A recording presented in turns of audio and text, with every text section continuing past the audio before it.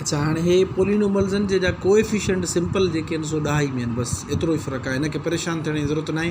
हे मथां पेपरनि में अची बि वञे, एॾो वॾो ज़रूरी न आहे अचे, अहिड़ो अची बि सघे थो पियो, पर हे सिखणु ज़रूरी आहे। मिसाल तव्हांखे ॾिनल हूंदा, तव्हां चवंदो यार हे अलाए छा आहे। सिंपल कोएफिशिएंट्स खे ब्रेक करे 4 ऐं 5 ॾिनल हुजनि हा, तव्हां मिंट में करे वञो हा त 7a, ठीकु आहे।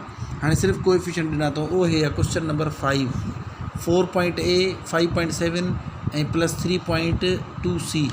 हाणे इहा कामा आहे, वरी हे अलॻि आहिनि, ठीकु आहे। मां इन्हनि खे छा कयो आहे, उमूदी तरीक़े मां हिक ॿिए जे हेठो मथो लिखियो आहे, ठीकु आहे। हाणे ए जेको आहे हिन जो बेस आहे, हिन मतिलबु आहे ए त हिते कंफर्म ईंदो, सिर्फ़ु असांखे हे जोड़ करणा आहिनि। हाणे ॾिसो ॾाई बि ॾेई छॾंदासीं, ॾाई जे हेॾो वारा पाण में जोड़ थींदा आहिनि, 2 3 4 5 6 ताईं जेसि ताईं हुजे 9 ताईं लिखंदासीं। जीअं 10 थींदो हिकु हेॾे ट्रांसफ़र करे छॾंदासीं, जेको उसूल आहे जोड़ जो तव्हांखे ख़बर आहे।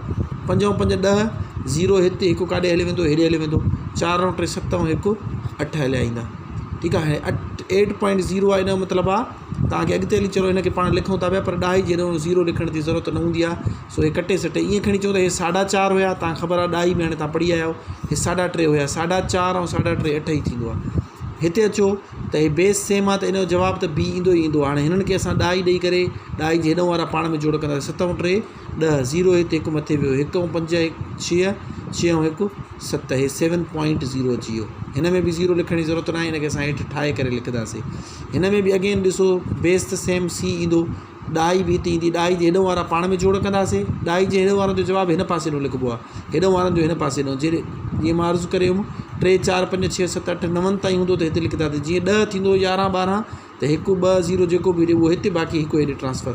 जीअं हिते ॾिसो 2 ऐं 8 10, 0 हिते, हिकु हेॾे खणी वेंदासीं, 2 ऐं 3 5 ऐं 1 6, सो हे थी वेंदो 8a plus 7b plus 6c, हे तव्हांजो आंसर आहे। पर इन जी जॻह ते जेकॾहिं हिते 0.5 न हुजे, मिसाल हिते 3 हुजे हा, मां हिते वठां थो मिसाल 2 हुजे हा, ऐं हिते मिसाल वठां थो 7 हुजे हा, ठीकु आहे। त हाणे कीअं थिए हा, हिते ॼाणी वाणी अहिड़ा ॾिना जंहिंमें सिधो सीधी फिगर बीहे पई, त हिन में छा अची वञे a, ठीकु आहे। हाणे असां छा कयूं आहे, हेॾो ॾाई वारी जेको आहे जोड़, उहा ॾाई जे पहिरियों सॼे पासे ॾों शुरूआति कबी आहे।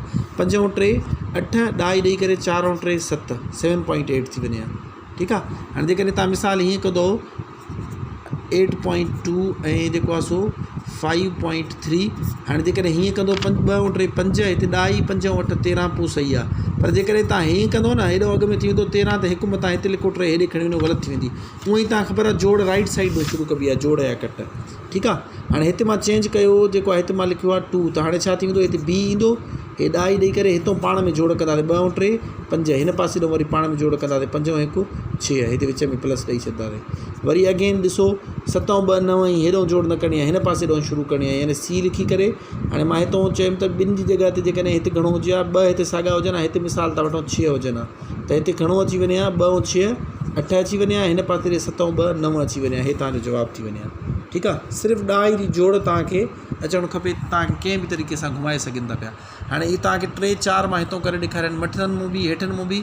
हाणे इन जो मतिलबु आहे तव्हां हिते क्वेश्चन नंबर 3 जेको आहे इहो तव्हां सॉल्व कंदो, क्वेश्चन नंबर 6 तव्हां सॉल्व कंदो, हितां 1 तव्हां सॉल्व कंदो, 2 तव्हां सॉल्व कंदो, ठीकु आहे। उनखां पोइ 6 तव्हां सॉल्व कंदो, 7 तव्हां सॉल्व कंदो, ऐं उनखां पोइ 10 तव्हां सॉल्व कंदो, ठीकु आहे। हिन जो स्क्रीनशॉट भली वठी वठो, न त मां पिक्चर कढी मोकिलियांव थो, इहे तव्हांखे सभु सॉल्व करणा आहिनि। हाणे आई होप तव्हांखे ॾिसो अलजिब्रा में हाणे असां नेक्स्ट स्टेज सिखी आहियूं, ठीकु आहे। जंहिं तरीक़े सां